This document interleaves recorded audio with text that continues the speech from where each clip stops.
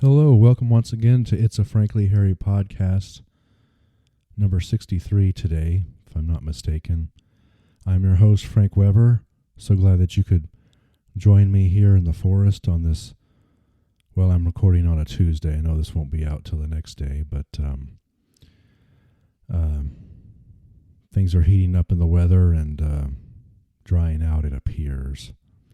We'll see, but I'm glad you're here today. I happen to be doing the show in the buff. I don't do that too much, but I think it kind of loosens me up, helps me focus a little bit more on what I need to talk about, which actually this week isn't really that much. I'm kind of winging it.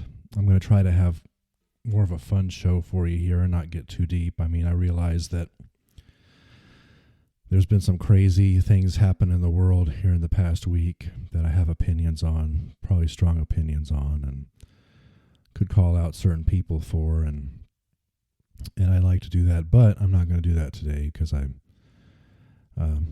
have some other fun topics kind of related to childhood and childhood memories, and I may talk about a couple other things there at the end, just a little bit.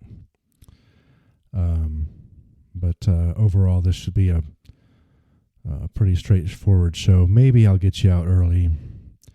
You know, the 20 minutes or so is just a guideline. But anyway, I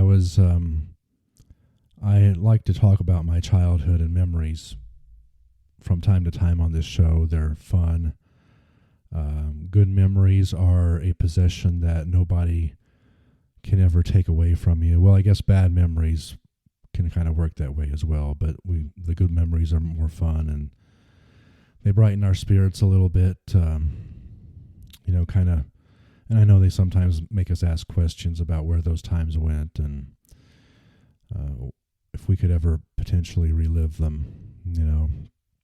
There was some news the other day that filmmaker Mel Brooks, who's well into his 90s now, and a man whose work I admired, made an announcement that there will be a Spaceballs 2 going into production with obviously a little bit of different people nowadays. That was almost 40 years ago, and it's going to be, they're saying, released in 2027, about in time for the 40th anniversary of the original movie coming out, and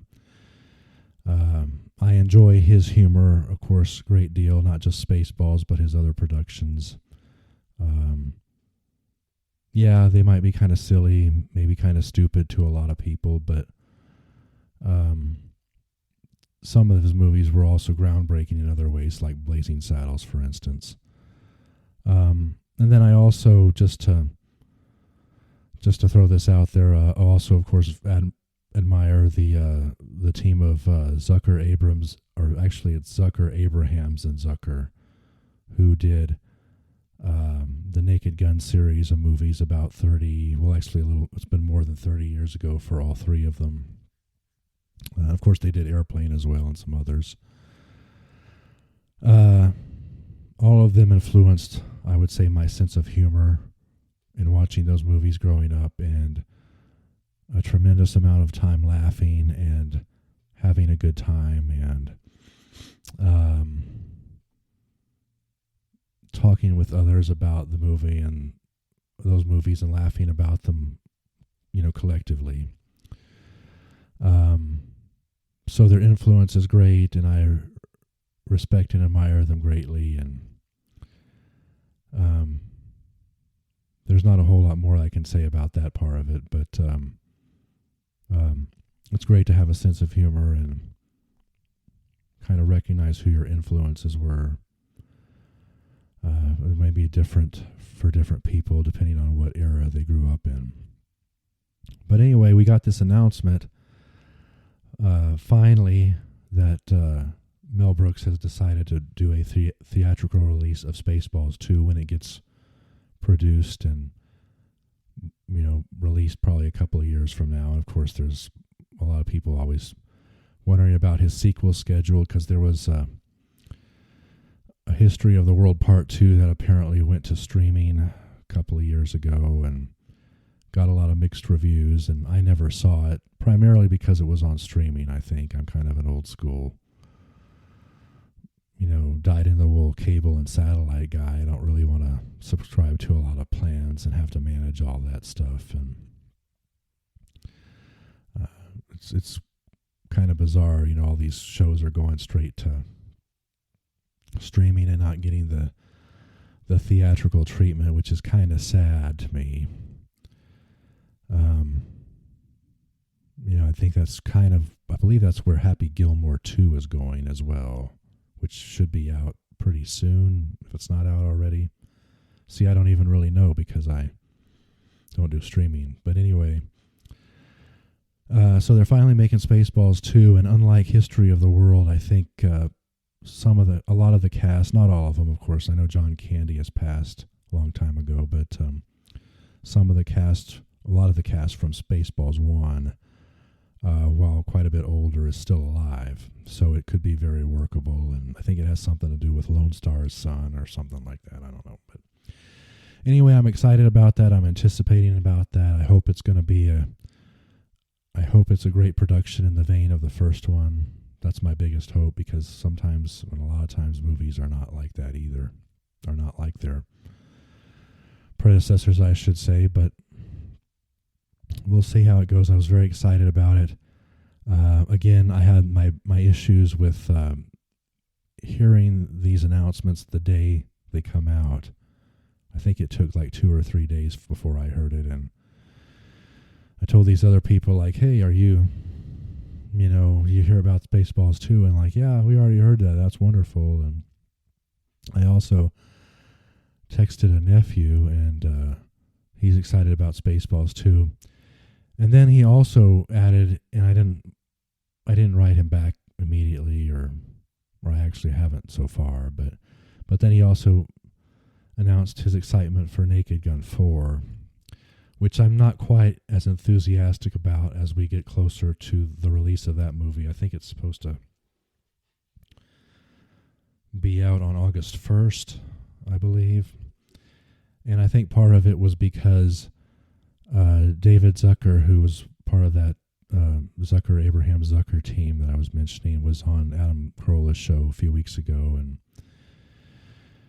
he gets the privilege of writing a treatment for the story, but then in the end he winds up not getting to be able to produce and make this movie for whatever reason.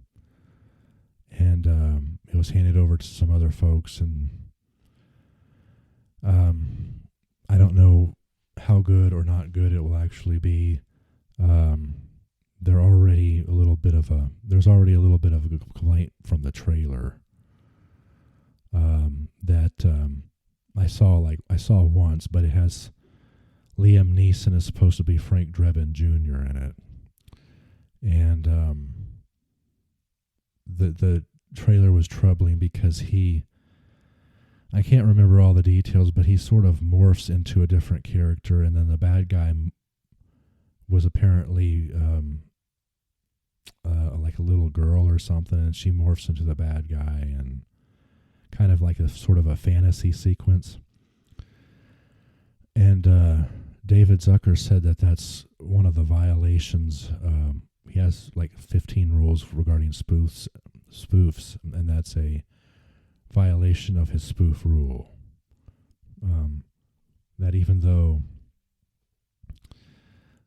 his movies are pretty outrageous and unrealistic in terms of the humor that may occur, there's not really supposed to be like any sci-fi or fantasy element in it either. So, and that was plainly evident from the trailer for some reason. And then the other thing that stood out to me as well, O.J. Simpson, the late O.J. Simpson, who of course is passed last year, and of course some others from the Naked Gun franchise have already passed as well, like Leslie Nielsen and George Kennedy. They did a joke at the end regarding, I guess, Nordberg, who was on the police force and technically on the good side, right? He was kind of a goofy character for a lot of a lot of the jokes and everything. But O.J. played a specific character in Nordberg, a fictional character that is obviously distinct from who O.J. is and all of his legal troubles that happened after the third Naked Gun movie. In fact, it was like a few months after the third Naked Gun movie when he had the Bronco chase, and then they later had the trial for the murders there, and of course much later on, he got in trouble for the memorabilia thing in Las Vegas, which he actually went to jail for. But they made some joke at the end of the trailer where they, I don't know, they were kind of downplaying OJ's role in those movies, but it doesn't make any sense to me because he's playing a fictional character that was totally different from OJ, and yet they're attributing OJ's portrayal of that character as somehow being the same as OJ, if that makes a lot of sense. And that's not what's supposed to happen, I don't think, in any kind of work of fiction or the arts or anything like that. So I don't know if I'm going to see Naked Gun 4 or not. I may wind up doing so out of curiosity. But anyway, it's that's like I say, in contrast to Spaceballs 2, that's going to be might be a little bit harder to reproduce everything fully like the old movies. But anyway, love seeing those movies when they came out. Love seeing them in the theaters. My mom, who had kind of a different sense of humor, always thought it was weird how we were so into slapstick stuff, and I guess she wasn't really as much into it or something. But I don't know. It remains to be seen. I may, I'll probably, I don't know. Well, if I see Naked Gun, and of course I plan on seeing Spaceballs too, especially if it's in the theater, I'll try to do a review on this show. I just think back to those times. We seem to be so kind of like the game show theory I was talking about a couple of weeks ago. I think we were a little bit happier and more, what's the word? I don't know, some cliche words like happy-go-lucky or something like that back then, and it was a lot easier and a lot more fun to go to the movies and take a little bit more risks and do things that are outrageous and outside reality, but in a realistic and not sci-fi fantasy way, I guess you could say. It's interesting that I say that because I talk about Spaceballs 2 being and Spaceballs being a spoof of sci-fi, but then they didn't do anything particularly magical that wasn't outside the realm of the movies they were spoofing. So I guess that should be okay there. But yeah, just trying to remember all those things and search the memory banks and get a little modest boost in mood from that. And so anyway, main thing that I'm looking forward to and all that is Spaceballs 2, and that'll be out in a couple of years. But anyway, enough on that and my memories for now. I do want to say something I think is kind of interesting and ties to this show a little bit. Taking one of my courses this summer is kind of a quasi-psychology class, or maybe sociology class. I'm not really sure. It has a lot to do with well-being and its relationship to financial planning. And I'm actually using some of the examples that I've used on this show to try to illustrate points in some of the discussion in that class. Like this week's topic is on social well-being, and I may have said before, not just in the fact that we seemed a little bit happier and easier going in a previous era, but also how we deal with one another socially and how we interact, and are we really as sociable and as friendly a society as we used to be? And a lot of people would say no, even though there is some evidence to the contrary. But I mean, obviously, just saying hello increases people's well-being. And so I used the example from a couple of weeks ago of the woman I said hi to or hello to at the gym, who just kind of stared at me like 2 weeks ago. I think I had it on the show, talked about it here.